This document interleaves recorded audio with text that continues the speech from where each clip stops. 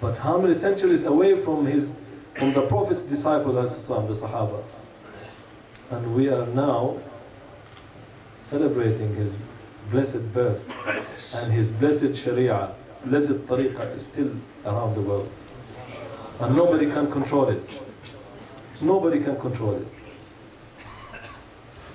We say the power of the message of Sayyidina Muhammad ﷺ is like the plane.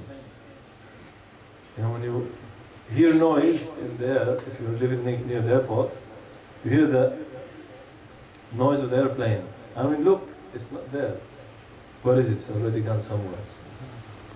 So by the time people hear the noise of the message of Muhammad ﷺ that exists in some country like England, it has already passed to another country.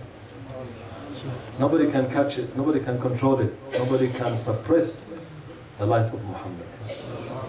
So do not fear for Islam. Do not fear. Do not worry about Islam. Do not worry about the message of Sayyidina Muhammad. And this is why he remained poor and hungry. To tell the world, as I have changed the world of my time, without arms, without money, without power, I will still continue to change the world till the day of Qiyamah. We don't have armies now going around, do we? To invade countries. We don't have. But Islam is going around the hearts. Yes? Yes. Hearts. Whites, blacks, red, yellow, all kinds of people coming. What gave you this guidance? We don't know, they say. Just something came into my heart. Somebody will say, oh, I was reading this, somebody will say, I was watching this, somebody will say, I saw a dream. All these are just apparent causes. The real cause, light of Muhammad ﷺ is traveling. Traveling, going around. Because he said to his daughter Fatima radiallahu anha, La rahat ala bik ba'd yawm, there's no rest for your father. I'm busy. I have a lot of light to give. I'm busy. And this is why he, sallallahu alaihi wasallam, will be brought, the master of the Prophets ﷺ and the creation, and then he takes his nation, his ummah ﷺ.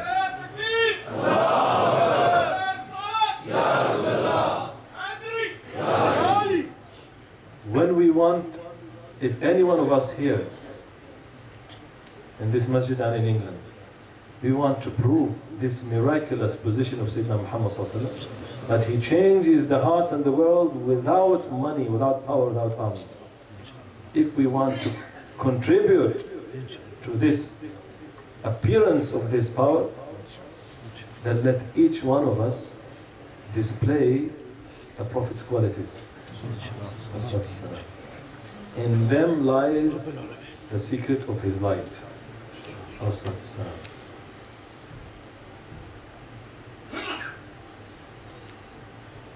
Let us bring out the power in his light. The more we are used by Allah Almighty to display his blessed qualities, the more we are actually saying to the world that Muhammad is the greatest. If we fail Muhammad. If we fail to show the world, or at least the neighborhood where we are in, the qualities of Muhammad, then we fail him. We will be disrespectful to him. We will be ashamed the day of Qiyamah to look at his eyes. When we say we just did whatever the English were doing, or those in America, whatever the Americans were doing, we're just living like them. And he will say to you, but you were following me, you were saying Muhammad Rasulullah. And then you do what the Jews and the Christians were doing, or the Buddhists, or the atheists, or the secularists. So where is Muhammad Rasulullah? Where is my light that I sent you? You will say, well, I've wasted it. Don't deprive yourself. Don't deprive yourself from coming nearer and nearer to the Prophet ﷺ. Every one of us wishes to be in the same Jannah. not just Jannah. You want to go to Jannah? I don't want to go to Jannah.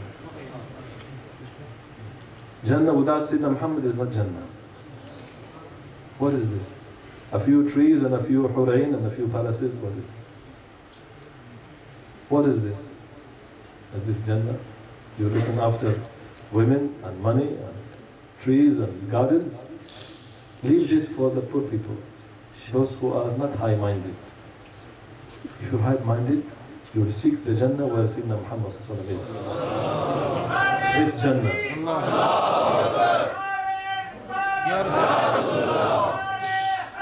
Ya Ali. Thawban radiyallahu anhu, one of the servants of Rasulullah, Sahabi, who served the Prophet. One day Rasulullah went early in the morning from his home and was late in the afternoon. Medina was very small, so if he left to any near place, he would come in a few minutes or half an hour late. So until late afternoon, Sallallahu didn't come. When he arrived, Sallallahu in the masjid, Thawban came rushing to him and started crying. Rasulullah said, "Oh Thawban, why are you crying?" He said, "Oh Rasulullah, you're late. I could not bear staying away from you for all this time. From morning till afternoon, how can I bear?" So Rasulullah said to him, "Is this why you're crying?" He says, "No. I'm crying because this time has made me think, what will happen the day of Qiyamah when you go to Jannah and I am somewhere else? How can I, if I cannot miss you from morning till afternoon, what am I going to do if I enter Jannah and you are not there, in a high place?"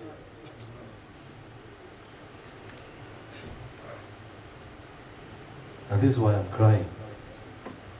Because he felt he will be deprived of this blessed glory.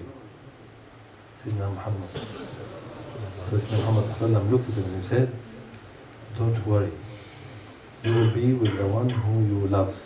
Subhanallah. Every person will be with the one whom he or she loves. You will love Muhammad. Of course, that will display here. That will manifest. If you love him, it manifests. Sayyidina Thawban did not say, "I love you," and then he left him. He was following his footsteps as if he is the Prophet. Although he was serving him, just to carry his pots or to mat or something. But he was emulating the Prophet ﷺ very closely. Would want to sleep like him, eat like him, walk like him, think like him, and feel like him. Nowadays, any person in this community, outside the Muslim community, if they do anything wrong to you, you will completely get angry immediately. Prophet, that's not the way he felt.